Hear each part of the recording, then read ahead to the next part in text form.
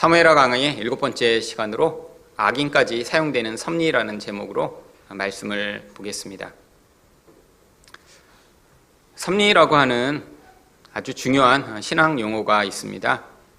이 섭리라고 하는 뜻은 하나님이 자신의 구원 계획을 이루시기 위해 개입하신다라고 하는 뜻입니다.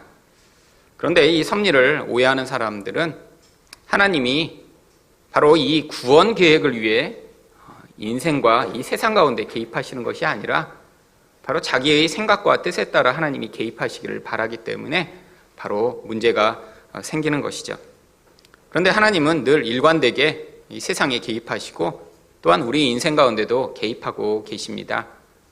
바로 하나님이 작정하시고 예정하신 그 구원을 완성하시고 또 우리를 통해 그 하나님 나라를 확장하시고자 그 하나님의 계획대로 개입하고 계신 것이죠.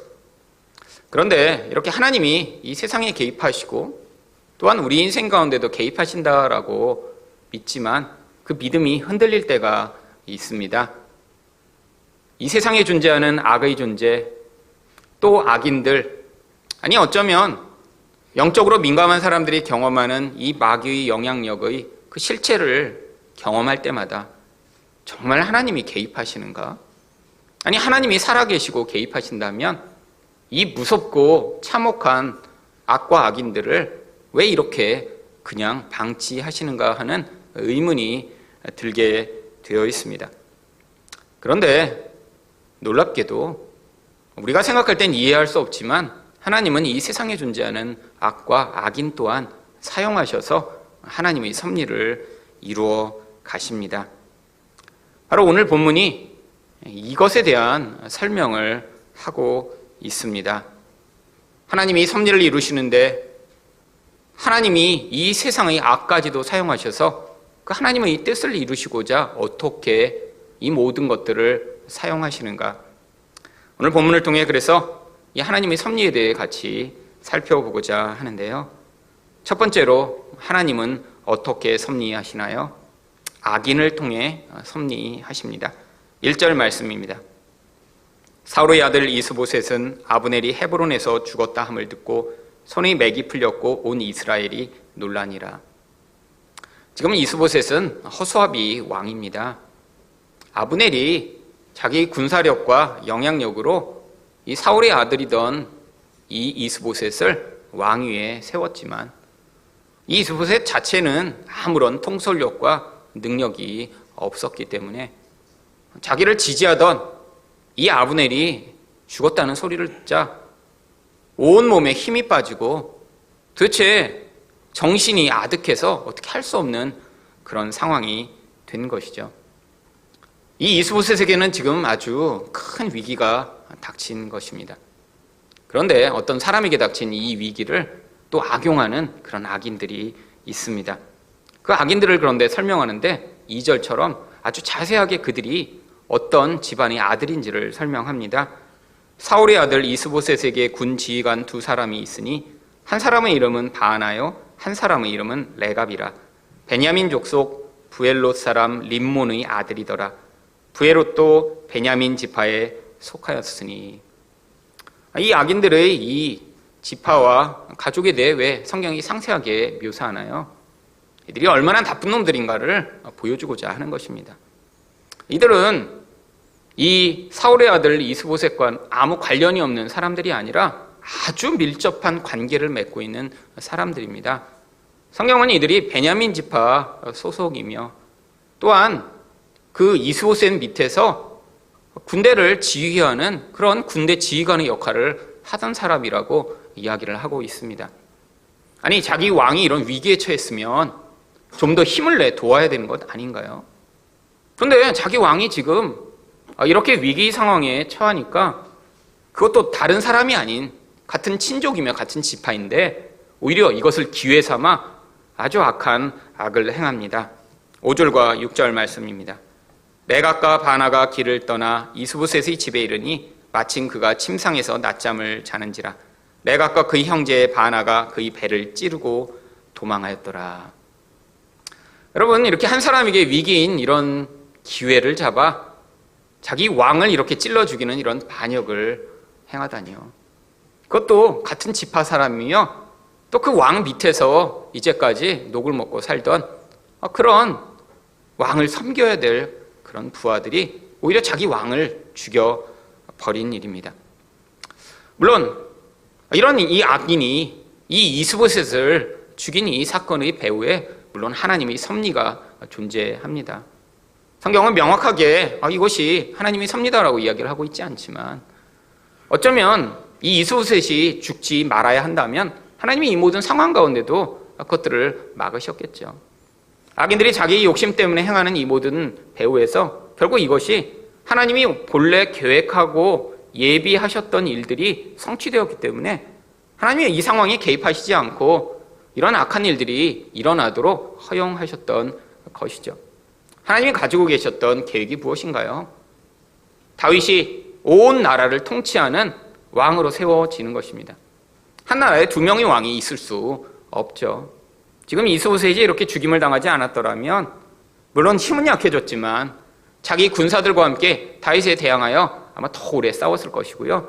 그러면 다윗이 왕위에 서는데 더 많은 피를 흘리고 어려운 과정이 남아 있었을 텐데 결국 이렇게 허망하게 죽임을 당하며 특별히 이렇게 이스보셋을 죽이는 일에 이런 배은망덕 악인들의 그런 행위로 말미암아 하나님의 계획이 성취되는 것입니다. 바로 이렇게 우리는 알지 못하지만 하나님이 계획하시고 의도하신 일들이 이 세상에 존재하는 악과 악인들을 통해서도 성취되는 경우들이 아주 많이 있습니다. 이것에 대해서 잠언 16장 4절은 이렇게 이야기합니다. 여호와께서 온갖 것을 그 쓰임에 적당하게 지으셨나니 악인도 악한 날에 적당하게 하셨느니라. 우리가 볼 때 하나님이 악과 악인들을 단번에 없애주시고 또한 그것들로 우리에게 좀 더 평안함과 안정함을 주시면 좋을 텐데 하나님은 심지어 악인까지도 어떤 특정한 때를 위해 예비하시며 사용하고 계신 분이시라고 하는 것이죠.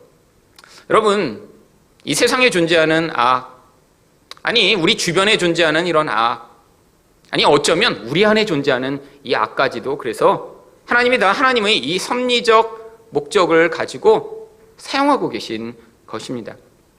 많은 사람들이 예수를 믿을 때 바로 아주 많이 변화되고 놀랍게 자기 과거와 달라진 자신을 발견하기를 원합니다.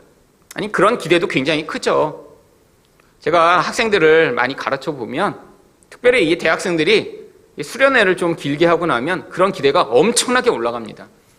왜냐하면 평소에는 굉장히 방탕하고 악하게 살다가 수련회 와서 처음으로 하루 종일 말씀 듣고 또 같이 좋은 얘기만 하고 또 찬양도 막 1시간씩 부르고 그러다 보니까 자기가 굉장히 이렇게 변화된 것 같은 느낌을 경험하는 거예요.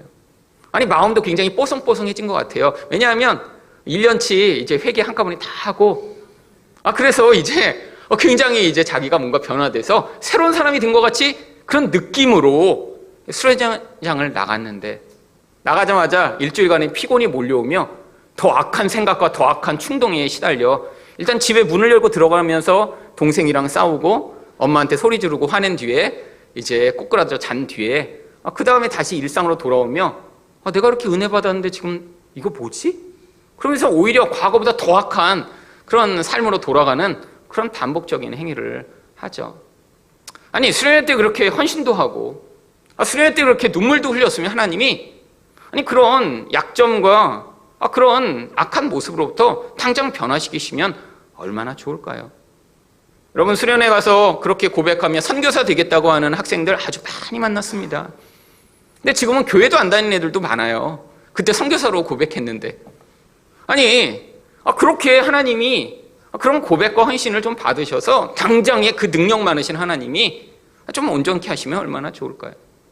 여러분 또 나이 문제만 그런가요? 우리 주변에 얼마나 많이 뭔가 문제가 있고 악한 사람들 또 어쩌면 그런 악의 영향력을 끼치는 통로들이 얼마나 많이 있나요? 왜 전능한 하나님이 그냥 방치하시는 것처럼 보고 계신가요? 여러분 하나님이 만약에 우리 안에서 우리가 예수를 믿자마자 아니면 어떤 수련회만 한번 갔다 오면 당장에 우리 모든 악을 제거하시고 우리를 마치 아무런 그런 악한 영향력도 없는 진공 상태에 살게 하신다면 심각한 문제가 발생합니다. 어떤 문제예요? 바로 그 자기 안에 존재하는 악의 실체를 깨닫지 못하고 마치 자기가 원래부터 괜찮은 존재, 원래부터 멋진 존재, 아니 원래부터 그렇게 예수님과 같은 존재라고 착각하며 하나님이 우리를 향해 그 무서운 악을 짊어지시고 희생하시고 그 악과 싸워 우리를 구원해 나가시는 그 모든 구원이 전혀 감사하지 않으며 또한 자기 자신에게서 그 모든 괜찮은 것에 대한 이유를 찾아 자기 의에 똘똘 사로잡히는 그런 더 큰 악이 벌어질 테니까요. 여러분, 세상에 있는 악이 존재하는 가장 중요한 이유는 사실 성도 안에 있는 어쩌면 우리가 겉으로 드러나지 아니하는 영적이고 무서운 죄악들을 하나님이 그 악을 통해 제거하시고자 하는 목적을 가지고 있습니다. 그것을 성경은 징계라고 이야기를 합니다. 여러분, 징계는 뭐 나쁜 놈을 벌 주는 것이 아닙니다. 성경이 이야기하는 징계는 하나님의 자녀이기 때문에 하나님이 개입하셔서 하나님이 뜻하시고 목적하신 수준으로 그를 성장시키시도록 하나님의 은혜가 개입되는 방식을 바로 징계라고 하죠. 여러분, 자녀를 키우시는 분이면 반드시 자녀들을 징계하게 되어 있습니다. 애가 예쁘다고 내 자식이라고 그냥 방치하고 원하는 대로 살게 놔두면 아이들이 정말 뭐 사랑을 많이 받으니까 굉장히 멋지고 사랑이 넘치는 그런 자존감이 많은 아이로 자라가게 될까요? 여러분, 아니라는 거 아이들 키워본 모든 부모님은 다 아십니다. 인간이 가지는 그 죄의 근원, 이기심, 무지함이 결국 자기 뜻대로 살도록 방치한다면 그 존재는 파멸과 바로 멸망으로 가겠죠. 부모도 당연히 자녀에게 개입하는데 우리 하나님과 같은 완벽한 기준을 가지신 분이 그 자녀의 인생 가운데 어찌 개입하시지 않을 수 있겠습니까? 여러분, 그런데 하나님이 그런 하나님의 백성들의 삶에 개입하시는 그 도구가 주로 우리가 생각하면 악인이라고 불리는 자들, 어쩌면 악하다라고 평가받는 그런 존재들인 것이죠. 여러분, 이스라엘 백성들의 인생이 그랬습니다. 하나님이 이스라엘 백성의 그 모든 역사에 끊임없이 개입해 오셨는데 이스라엘 백성들이 기대하던 방식이 아니라 그들이 바라볼 땐 악하고 도대체 이해할 수 없는 그런 자들을 통해 그들의 역사와 민족 가운데 계속 개입해 오셨죠. 바로 그들의 이름이 아수르며 바벨론이며 애굽인 것입니다. 여러분, 역사상 이런 지금도 유명하게 알려진 이런 나라들 왜 유명할까요? 엄청나게 큰 힘을 가졌으니까요. 또 주변에 있는 민족들을 아주 가차없이 징벌하고 착취하며 아주 무서운 악한 역할들을 했으니까요. 여러분, 고대의 전쟁이라는 건 아주 참혹한 것입니다. 남자들은 노예로 잡혀가고 여자들은 강간당하고 모든 물건은 빼앗기고요. 그런데 이렇게 이스라엘 민족들이 끊임없이 고통했던 그 이유였던 이런 이방 민족들이 그 모든 일을 행한 것이 성경은 하나님이 하셨다라고 이야기를 합니다. 역대상 5장 26절입니다.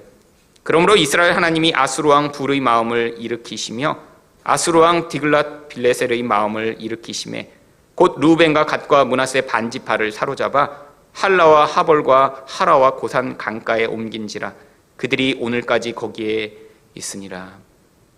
여러분, 이들은 하나님 백성이 아니에요. 여기 나와 있는 아수르 왕 불이나 아수르 왕 디글랏 빌레셀과 같은 왕들, 이방 나라의 왕들이죠. 특별히 아수르와 같은 나라는 역사상 가장 잔인하고 악한 민족으로 알려져 있습니다. 사람들을 전쟁에서 사로잡으면 사람의 피부 껍데기를 다 벗겨다 자기 나라에 가지고 와서 자기 집 벽지로 발랐어요.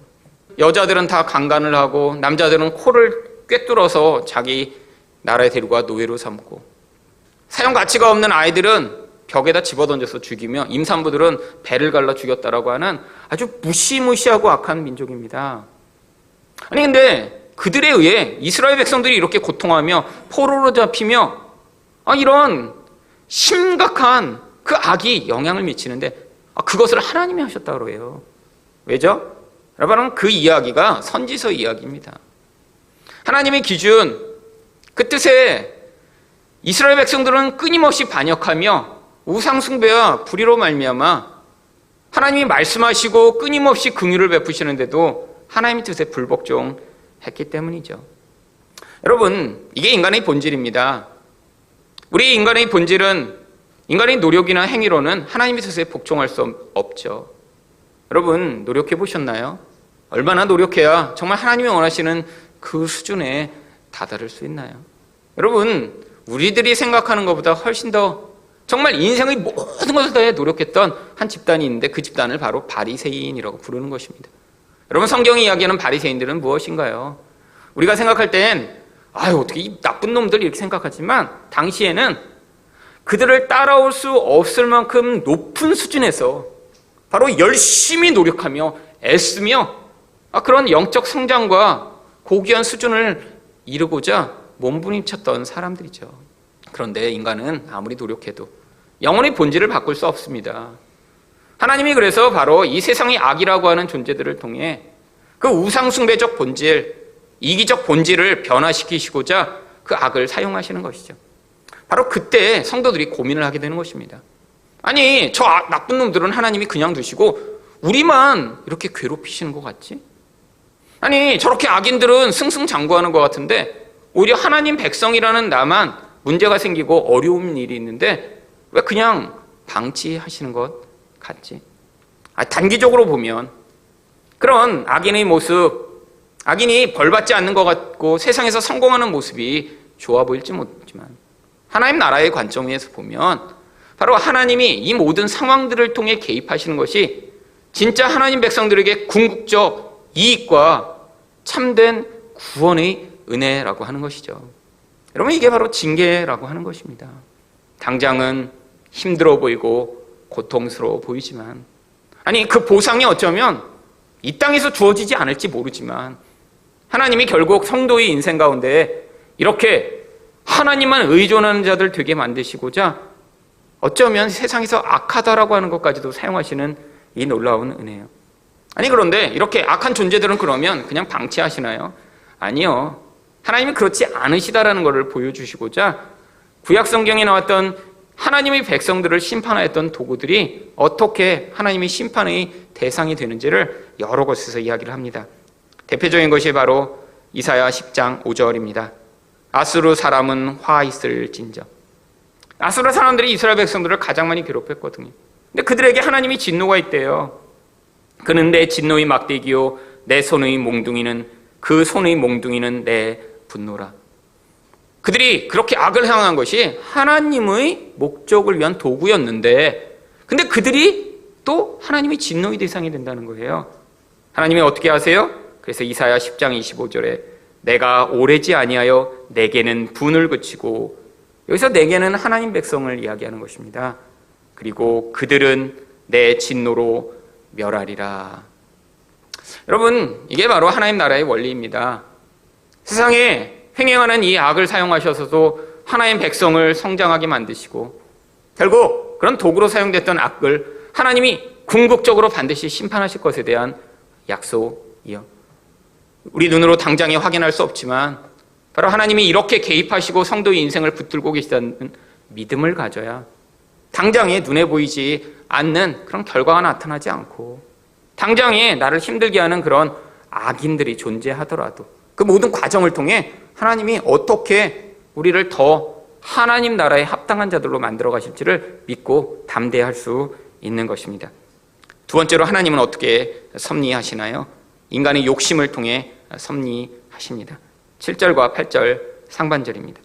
그들이 집에 들어가니 이스보셋이 침실에서 침상 위에 누워있는지라 그를 쳐 죽이고 목을 베어 그의 머리를 가지고 밤새도록 아라바 길로 가 그들이 헤브론에 이르러 다윗 왕에게 이스보셋의 머리를 드리며. 이 두 명의 아기는 자고 있는 이 이스보셋을 찔러 죽인 다음에 목을 잘라갖고 그 목을 들고 밤새도록 다윗에게 갑니다. 얼마나 잔인한 일인가요? 바로 그들이 들고 왔던 그 머리가 누구죠? 자기 왕이었어요. 그런데 가차없이 이들이 이런 행위를 합니다. 왜 이런 행위를 한 것일까요? 욕심에 사로잡힌 것이죠. 여러분, 그런데 이 욕심에 사로잡힌 사람들의 아주 전형적 모습이 8절 하반절에 나옵니다. 왕의 생명을 해하려 하던 원수 사울의 아들 이스보셋의 머리가 여기 있나이다. 여호와께서 오늘 우리 주 되신 왕의 원수를 사울과 그의 자손에게 갚으셨나이다. 할렐루야, 아멘. 얼마나 종교적인 이야기인가요? 여러분, 이들의 말만 들으면 마치 이들은 하나님의 천사인 것 같아요. 하나님이 뜻을 이루는 인생을 살고 있는 거죠. 여러분, 근데 이들의 본질은 무엇인가요? 악인입니다. 악인. 왜요? 이들은 자기 욕심을 따라 행하며 이 악을 행했거든요. 여러분, 우리가 생각하는 악이라는 것이 꼭 누구를 이렇게 죽이고 목을 잘라야 악인가요? 여러분, 성경이 이야기하는 악의 실체는 바로 인간의 영적 죄가 만들어내는 결과물들을 이야기합니다. 근데 죄가 어떻게 악으로 이렇게 드러나게 되나요?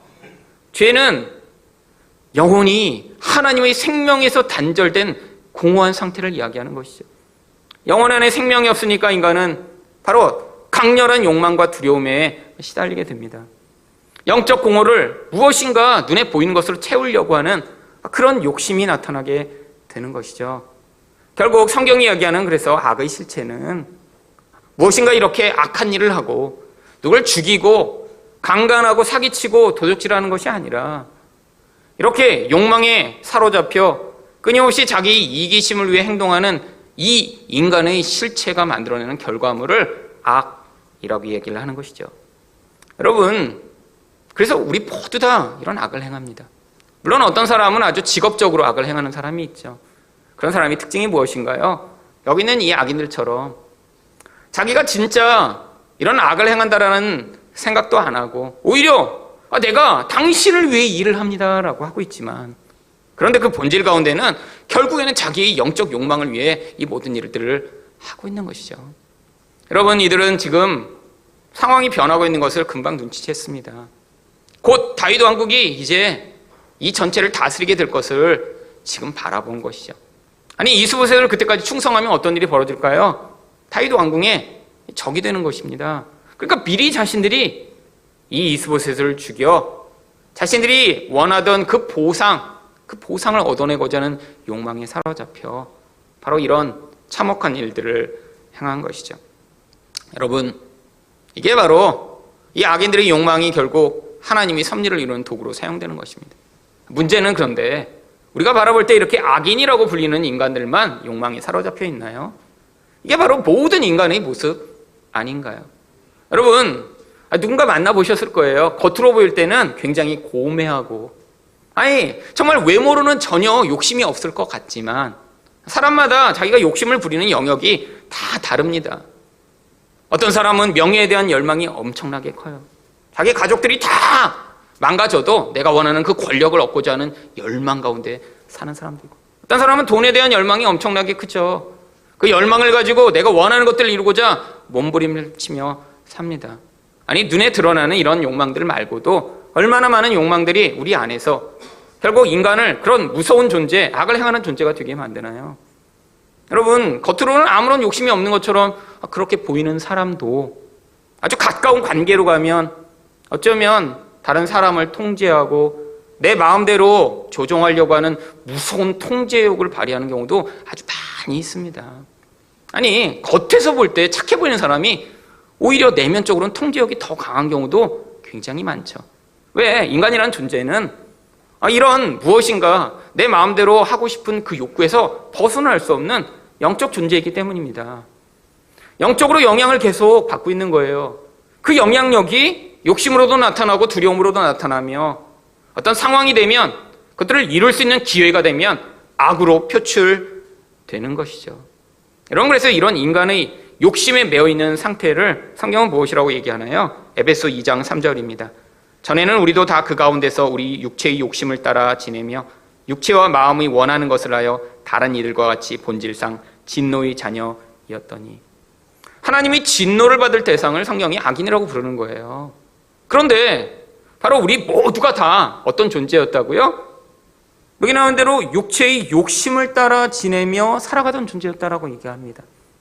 여러분, 그런데 예수를 믿고 나서 그러면 이제 더 이상 육체의 욕심을 따라 살지 않나요? 아니요. 여러분, 교회를 30년, 40년 다녀도 목사가 되고 장로가 돼도 여러분, 이 우리 안에 존재하는 이 욕심의 존재가 단번에 사라지지 않습니다. 여러분, 바로 우리 안에서 이렇게 욕심으로 영향을 미치는 이 존재를 성경이 무엇이라고 이야기를 하나요? 그래서 그 존재를 옛사람이라고 이야기를 하죠. 그래서 에베소 4장 22절이 이렇게 얘기합니다. 너희는 유혹의 욕심을 따라 썩어져가는 구습을 따르는 옛사람을 벗어버리고. 여러분, 이 신약 성경에 나오는 많은 명령들, 그런데 이 명령들을 어떤 사람들은 노력하면 지킬 수 있다고 생각하는 사람들이 많이 있습니다. 여러분, 노력하면 우리 욕심을 벗어버릴 수 있나요? 여러분, 이게 바로 불교의 화두예요. 불교에서도 인간이 고통하는 이유를 발견했습니다. 인간이 얼마나 많이 고통하는지 불교에서는 108가지로 고통한다고 108번뇌라는 이야기를 하죠. 근데 왜 번뇌하게 되나요? 욕심 때문이라고 불교는 발견한 거예요. 그래서 그 욕심을 벗어나 끊임없이 그런 자기를 괴롭히는 그 고통으로부터 자유를 얻기 위해 그들이 선택한 것이 바로 수행이라고 하는 것입니다. 그래서 욕심을 벗어난 상태를 부처라고 부르는 거죠.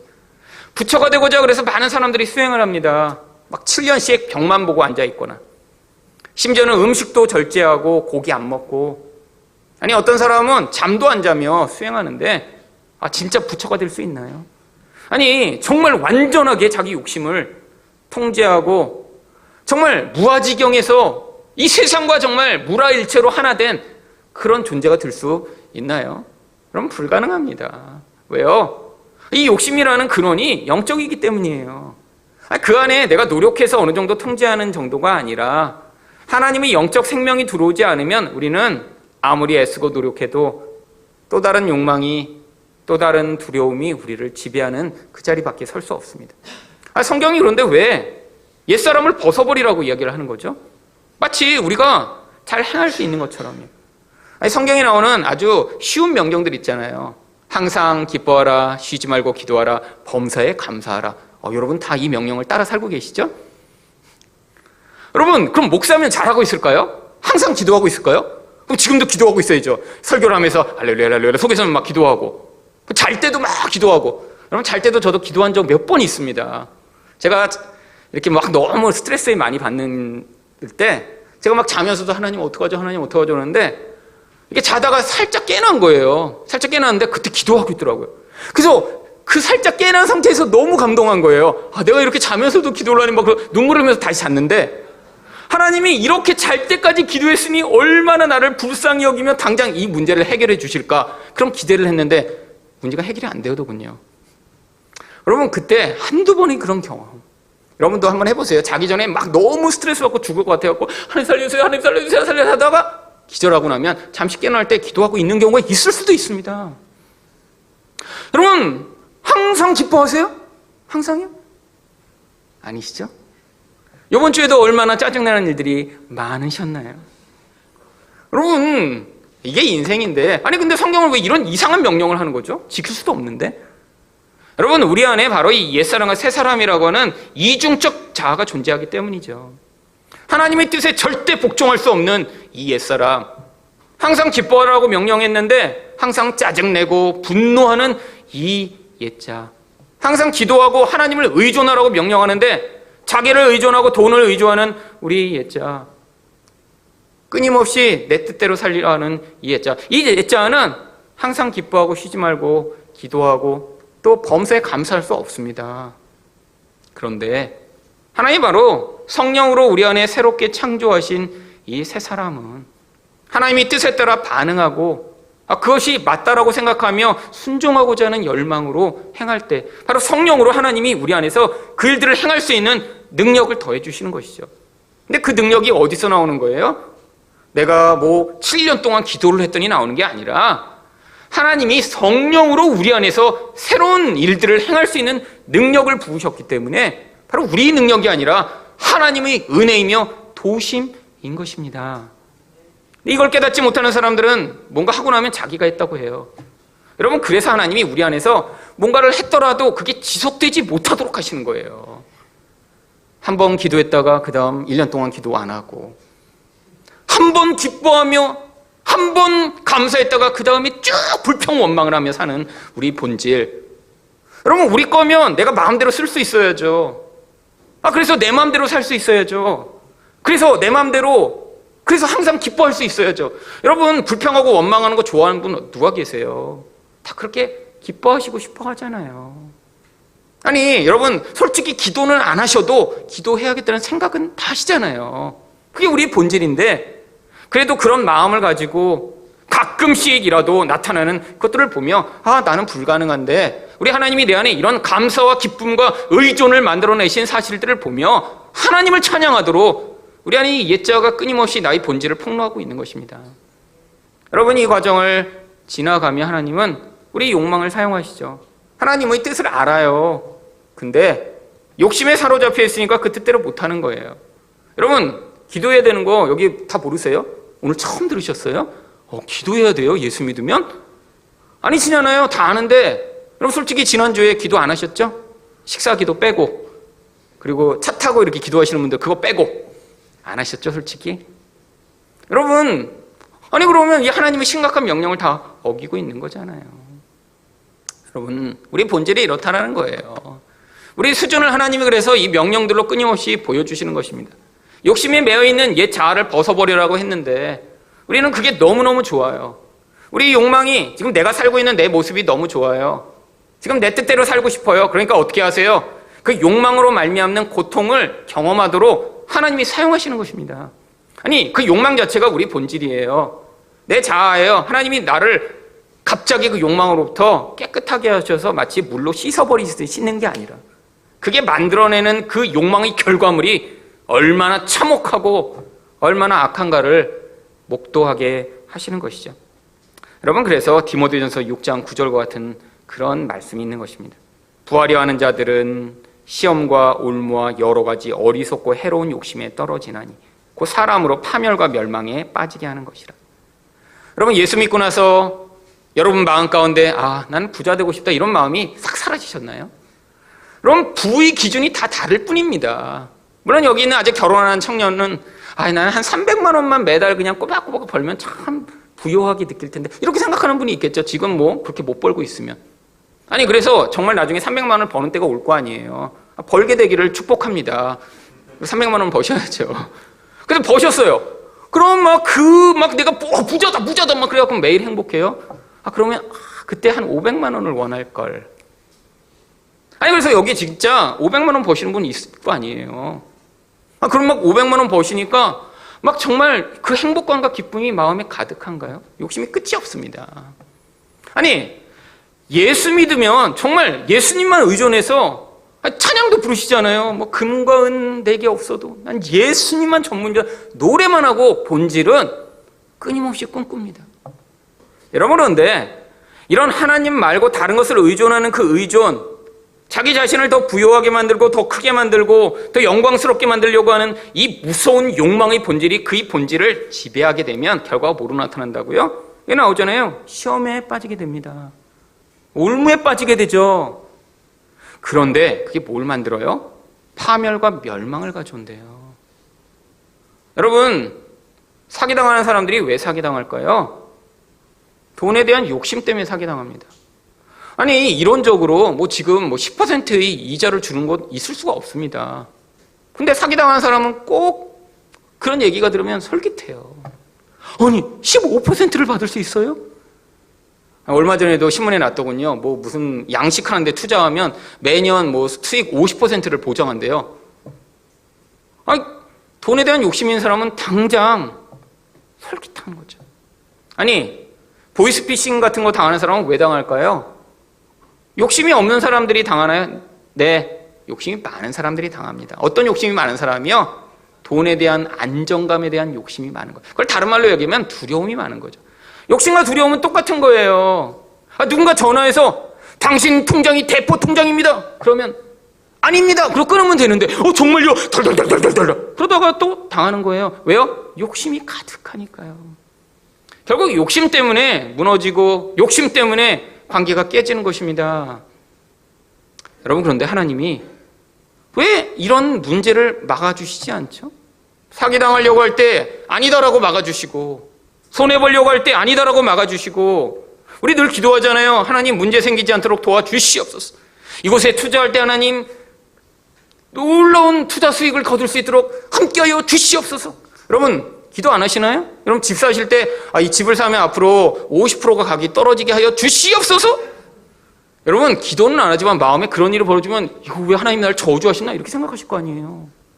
여러분 물론 기도합니다. 하나님 손해보지 않고 이 집이 나중에 잘 오르게 뭐 이렇게 노골적으로는 못하시더라도 은근한 기대로 하나님이 다 내 뜻을 아시겠지? 이런 마음으로 여러분 투자하시는 거잖아요. 여러분 그런데 하나님이 우리 마음의 본질 자체가 하나님에게 의존되어 있지 않으면 결국 그 상황을 통해 자기 욕심 때문에 손해보고 욕심 때문에 파멸을 겪는 것을 허용하시는 거예요. 왜요? 그 과정이 그 존재를 구원하는 도구가 되니까요. 여러분 세상에 있는 악만 바라보며 저 나쁜 놈들 하지 마세요. 우리 안에도 똑같은 악한 본질이 있습니다. 여러분 뭐 요즘 많이 나오잖아요. 어떤 사람이 뭐 자기 자녀 위해서 막 거짓말하고 막 다양한 종류의 나쁜 짓을 한 거 보면 야 그냥 나쁜 놈. 여러분 그 본질이 뭐가 있나요? 나도 하고 싶었는데 나는 그런 힘이 없었어요. 아니 여러분 주변에 정말 그런 아는 사람이 있고 그런 힘이 있다면 여러분 안 하시겠어요? 당연히 하죠. 당연히. 그게 인간의 본질입니다. 자기 자녀를 위해서 뭔가 좋은 길이 있다면 모두 할 수 있는 길들. 여러분 손가락질을 더 많이 하는 사람일수록 그 욕망이 자기네에서 이루어지지 않은 거예요. 근데 내 안에 욕망을 벗어버리지 못했을 땐 그 욕망에 투영된 존재로 다른 사람을 보는 거죠. 나는 상황 때문에 못하고 있어요. 근데 누군가 하면 그게 더 미운 거예요. 여러분 혹시 그런 식으로 여러분의 욕망을 지금 누르고 계신 것 아니에요? 누군가 여러분이 못하는 걸 하고 있으니까 그래서 미우세요? 여러분 그 미움이 본질 안에 여러분 욕심이 있는 것입니다. 여러분도 부자 되고 싶었어요. 여러분도 더 예뻐지고 싶었어요. 여러분도 능력 있는 사람이라고 인정받고 싶었어요. 근데 하나님이 그걸 이루어주시지 않으세요. 왜?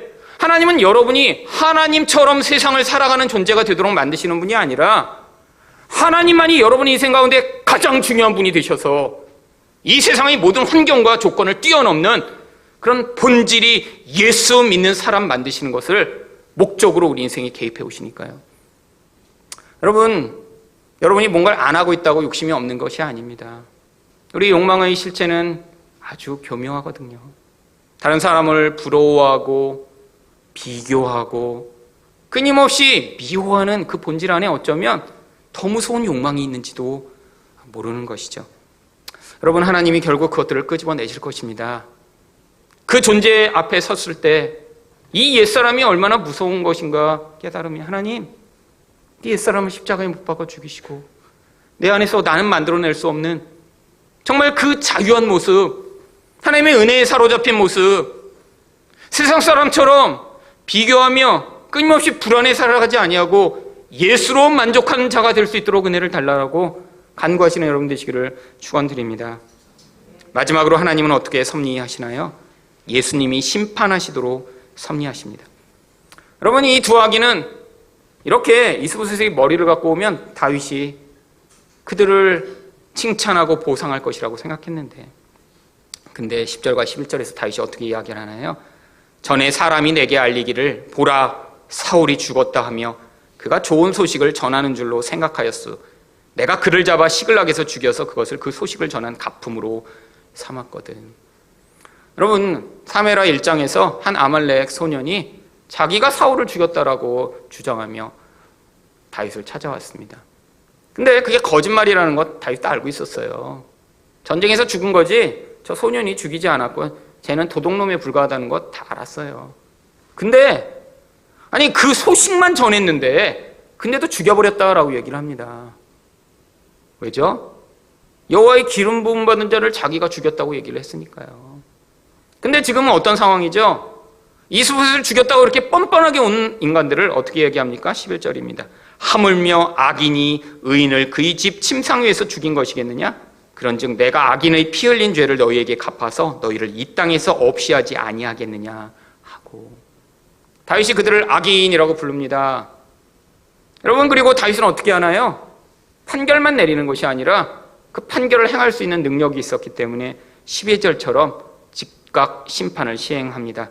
청년들에게 명령하며 곧 그들을 죽이고 수족을 베어 헤브론 못가에 매달고 이스보셋의 머리를 가져다가 헤브론에서 아브넬의 무덤에 매장하였더라.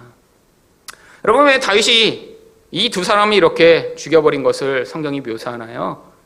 바로 예수님이 어떤 심판자가 되시는가를 우리에게 모형으로 보여주시고자 한 것입니다. 여러분, 이 예수님이 온전한 심판자가 되시지 못한다라고 생각하는 사람들은 어떻게 하나요? 자기가 심판을 하고 싶어 하죠. 여러분, 근데 이 세상에서 우리가 심판할 수 있나요? 여러분, 이거 어렵습니다. 심판을 하려면 엄청나게 강한 힘을 가져야 돼요. 아니, 그리고 지금 같은 민주주의 사회에서는 이 심판이 녹록지가 않아요. 아니, 심지어는 대통령이 돼도 자기 미운 놈 있다고 죽이면 대통령도 감옥에 갈 수 있습니다. 이건 왕이어야만 가능한 거예요. 여러분, 자기가 심판자가 되고 싶은데 하나님이 심판 안 하시는 것 같아서 내가 심판하고 싶은데 심판하지 못하는 사람들의 특징이 무엇인가요? 말로 심판하는 거죠. 그래서 여러분, 비난이 그치지 않는 것입니다. 소문내는 게 멈추지 않는 거예요. 왜요? 인간은 자기가 하나님처럼 돼서 자기가 심판주의 역할을 대신하고 싶은 그 무서운 죄성에서 스스로 벗어날 수 없으니까요. 근데 내가 힘이 약해요. 그럼 어떻게 하는 거예요? 말로 누군가를 평가하고 비판하고 난도질하면서 누군가를 말로 죽이려고 하는 거죠. 여러분, 결국에는 하나님처럼 되려고 하는 사람들이 많은 교회일수록 어떤 일이 많이 벌어질까요? 남에 대한 소문과 판단과 비난이 난무합니다. 여러분, 은혜 받아야죠. 어떤 은혜요? 내가 남을 판단하고 말하는 것 자체가 하나님 노릇하는, 성경이 이야기하는 가장 무서운 죄악이라는 걸 깨닫는 은혜를 받아야죠. 여러분, 겉에서 억누르고 억제한다고 인간의 본질이 바뀌나요? 안 바뀝니다. 여러분, 집에서 해보셨잖아요. 애들 너 뭐 하지 마, 뭐 하지 마. 엄마가 말 많이 하면 애들이 바뀌었나요? 아니, 남편한테 아내한테 당신 이거 하지 마, 이거 하지 마. 그러니까 바뀌었나요? 안 바뀝니다. 인간은 겉의 행위와 훈련으로 본질 자체가 안 변하는 거예요. 어떻게만 변해요? 그게 얼마나 무서운 죄악인가. 하나님 앞에서 영적 눈이 열릴 때만 변화가 일어나는 것이죠. 여러분, 하나님이 이런 악인, 하나님 노릇하려는 악인 반드시 심판하십니다. 예수 그리스도가 나중에 오실 땐 심판주로 임하실 거예요. 그런데 성경은 이상하게 악인만 심판하시지 않고 의인도 심판하신다고 그래요. 전도서 3장 17절입니다. 내가 내 마음속으로 이르기를 의인과 악인을 하나님이 심판하시리니 이는 모든 소망하는 일과 모든 행사에 때가 있음이라 하였으며. 여러분, 여기서부터 이제 우리가 심판의 개념이 우리 생각과 다르다는 것을 사실 받아들여야 합니다. 여러분, 심판이라는 게 뭐죠? 누군가 잘못했으면 막 가서 때려주고 혼내는 것이 심판인가요? 여러분, 심판의 원래 개념은 판단이라고 하는 뜻입니다. 여러분, 하나님은 하나님의 기준이 있으세요. 의라고 하는 하나님의 기준이 있으세요. 근데 그 의 기준으로 어떤 존재든지 다 그 기준 앞에 세우신다는 거예요. 근데 의는 어떨까요? 바로 예수의 의를 덧입었기 때문에 하나님이 어떤 기준을 갖다 세우셔도 그 기준에 다 부합합니다. 그래서 의인이라는 평가를 받은 거죠. 그래서 의인도 그 하나님의 기준 앞에 서게 돼 있어요. 악인은요, 하나님이 의라고 하는 기준을 딱 갖다 대시면 반드시 그 기준을 넘어서게 돼 있어요. 왜? 욕심을 부리며 살았으니까. 하나님의 생명이 그 안에 없기 때문에 한 번도 하나님이 원하시는 의 기준에 따라 반응한 적이 없으니까 자기 욕심을 이루기 위해 늘 살았던 거죠. 자기의 시간, 자기의 돈, 자기의 기회, 자기의 능력, 모든 것을 가지고 자기 욕망을 이루는 악인된 삶을 살았기 때문에 그 존재가 어떻게 드러나는 거예요? 하나님 앞에 악인이라고 드러나 바로 하나님이 판결하신 대로 그 존재 가운데 그 무서운 결과가 나타나는 것이죠. 여러분, 그래서 모든 존재가 하나님 심판대 앞에 서게 되어 있습니다. 그래서 고린도후서 5장 10절에 이는 우리가 다 반드시 그리스도의 심판대 앞에 나타나게 되어 각각 선악간에 그 몸으로 행한 것을 따라 받으려 함이라라고 이야기를 하죠. 여러분, 의인이라고 심판 안 받는 거 아니에요. 심판 받습니다. 하지만 특별히 성도에게 그 심판은 지금 징계로 임하여 이 땅 가운데 하나님의 기준에 부합하지 않은 부분들을 하나님이 제거하시는 형태로 나타나는 것이죠. 여러분, 그런데 궁극적 우리에게 주어진 약속은 무엇인가요? 시편 1편 5절입니다. 그러므로 악인들은 심판을 견디지 못하며 죄인들이 의인들이 모임에 들지 못하리로다. 여러분, 하나님 나라에 대한 약속입니다.